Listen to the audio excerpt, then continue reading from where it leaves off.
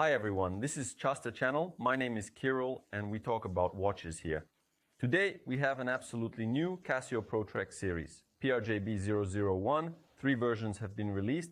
Today we'll look at all 3, discuss their advantages and let's say debatable aspects. Accordingly, the classic black color scheme with a dark electronic display with a white display, this is the beige version, and the third one, completely unusual. With this kind of strap, all 3 models you can purchase in my store. chasterclub.com, links will be in the description. So here they are, the new Pro Trek up close, looking fresh. We haven't seen anything similar in the hiking watch lineup, but the first impression, very lightweight. I'm holding them in my hands, all 3 models, and I don't feel the weight. Here we naturally have bioplastic, which is that polymeric material made from renewable organic sources. We're used to it, they already add it to G-Shock and to Pro Trek and to all possible Casio models, but here everything is completely made of bioplastic, the back cover, the case and the bezel. The strap on these 2 versions is made precisely from this material. The mineral glass is flat, recessed below the level of this bezel, 4 buttons. Note, 2 on the left, 2 on the right, but the button on the lower right is slightly highlighted with color. Here the bezel is rotating, we see unlock and lock. What this means, the bezel here is designed in such a way that we can rotate it into this position, we'll call it a diamond. And in this position the buttons open up to us, meaning we can easily press them. Here for example we're changing information on the electronic display. Right now we have the day of the week, date and seconds, and if desired we can change it to the current time and seconds or back. But as soon as we close it and hear a click also closing it into the position we'll call square, the buttons seem to hide and they're not as convenient to press anymore, although if desired they can still be pressed. So here for example we can still reach and press the same button, meaning the buttons aren't blocked as such, they can still be pressed. This is done so that in the square position our buttons don't get pressed accidentally. So you take out your watch and worry about accidental button presses.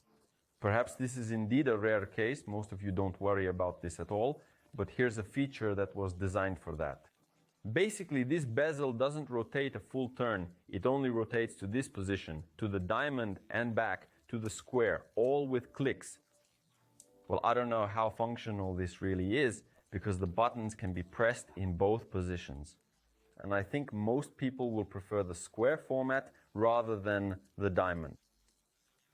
So maybe it's better to wear the watch not in this position, though it looks interesting, but in this one, even if it's harder to press the buttons. Oh well. The dial itself, we see that besides the electronic display, which by the way looks very similar to the GA2200 series, I think, we're greeted with large indices, large hands and excellent readability. And the indicator in the shape of either a carabiner or something hiking related immediately gives it that Pro Trek spirit, especially with this textile strap, which we'll certainly come back to later. This of course looks very unusual, but regarding the indication, it currently shows the battery charge level M, medium, yes, there's a solar battery. Tough solar, we can see the inscription on the inner side. On the inner side of the bezel, there's also an inscription, by the way, about water resistance of 10 atmospheres, which means you can swim with it. So that's the charge level and then the modes. I think we'll better look at the functionality in the version with the white electronic display, so that you can see everything better. Yes, better, better and better. But by the way, regarding the back cover, it's quite stylish, I would say. Look, it's rectangular. I don't know why, but I really like its shape. Unusual, and here's brief information about the watch itself, about the functionality. The functionality is classic for G-Shock enthusiasts. It's the classic 4 features.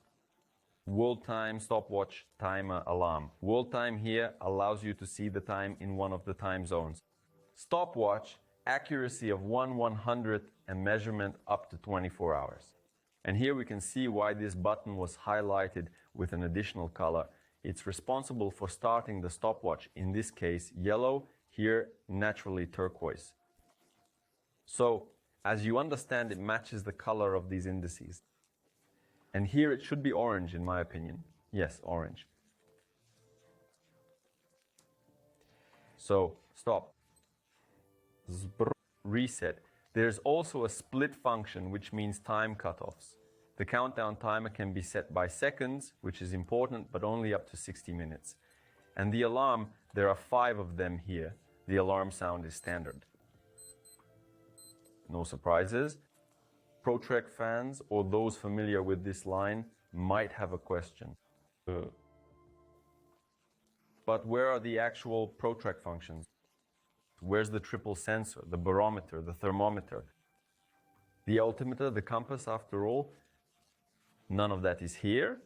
And this is perhaps the main, not exactly a disadvantage, but a point for discussion, because they decided to move away from the classic Pro Trek ideology, where watches were not just outdoor looking, but also ready to assist you in your outdoor adventures.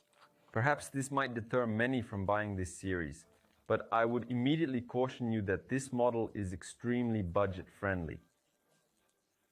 It's almost 2.5 times cheaper than regular Pro Trek watches. So they decided to abandon this functionality here, but nevertheless, the watch remains suitable for some countryside trips because it has good water resistance, reliability, and Bluetooth. It even has Bluetooth. That means we can synchronize our watch with the smartphone app, which, by the way, has the time and places function. You can mark points and their passing times if you happen to be traveling, set up phone finder, and several other standard features. Naturally, set all these stopwatches. Alarms are also there, or rather timer. Alarm is also there. All this is possible, but in the dark, the watch impressed. Look how brightly the indices and hands shine. They didn't skimp on the luminous material, and indeed the readability is excellent. And this is even without the backlight. But let's not forget that there is also a backlight that helps read the time on the electronic display. These are all with white displays, but let's see what's happening with the watch with the black display in the dark. Also excellent readability. Here, of course, everything is done with an A+, and you probably thought that now the model would be on the wrist. But no, today we're not following the standard script. It's still worth showing you how to handle this strap. It looks unusual, reminiscent of some kind of webbing, again of climbing gear, hiking equipment, but operating it possibly might be a little problematic on the first try. That's why a special instruction comes in the package, after which everything basically becomes clear. So we adjust the length of the strap here. That is, if you need to make it bigger, what do? Well, you simply pull on this end to extend it to your desired length. The adjustment mechanism allows for a comfortable fit for different body sizes. We simply extend it in that direction to have more distance here. And if you have a small wrist and you need to reduce the diameter of the strap, then we, on the contrary, move it here and pull the inner end here. But I think this is intuitively clear. As for the orange part of the strap, here's the next option. Let's say we've adjusted it to the right length. We put it on and pull on this Pro Trek strap. Тянем. Tighten in here like this.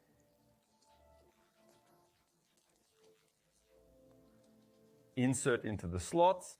Next, insert into the slots here, so that nothing pops out anywhere. And this way they will sit on you. Yes, here, of course, I could still reduce it a little bit, but it's worth noting right away that this strap, in principle, if you adjust it to your wrist, will naturally sit quite securely on you. But in some rough ocean, I think they'll be washed away instantly, so this is for calm people.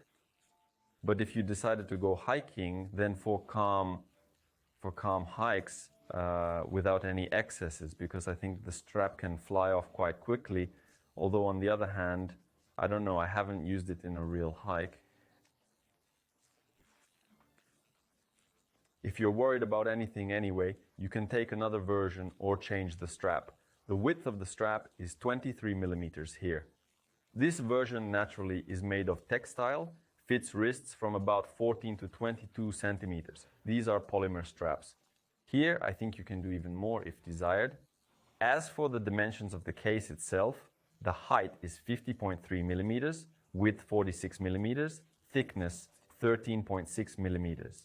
Well, and as you understand, it can look on the wrist this way too, by the way, also not bad. Weight, versions with polymer straps weigh 44 grams, already super, but this version is only 37 grams. Do I need to tell you such an obvious thing that these are the lightest Pro Trek watches in history?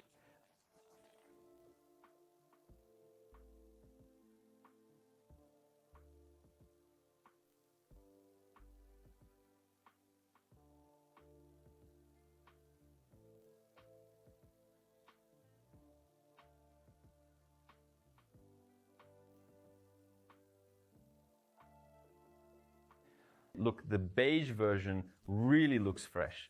It just exudes this summer freshness. And again, the diamond variant, meaning such a bezel arrangement. Actually, I think I was a bit hasty at the beginning. In terms of many people preferring the square more, no, the diamond variant also looks good. After all, Casio designers have apparently thought through a form that works well both ways.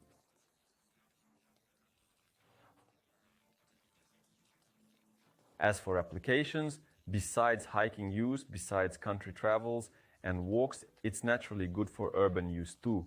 Also, the functionality here is, you could say, G-Shock-like, maybe without the shock resistance or water resistance to 20 atmospheres, but in the city, we probably don't encounter any extreme conditions. So this is for urban use. Again, works with both a bare wrist and with some simple shirts, possibly checkered or something like that. Casio seems to make watches for specific purposes, but you can use them in different situations.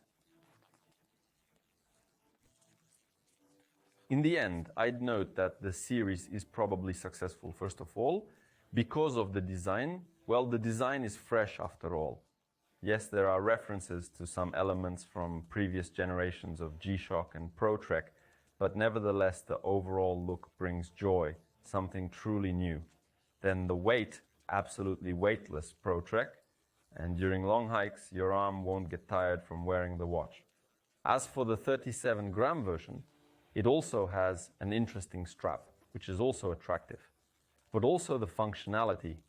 Yes, there's no triple sensor, barometer or thermometer again, but there is an alarm, stopwatch, timer, plus Bluetooth and app functionality.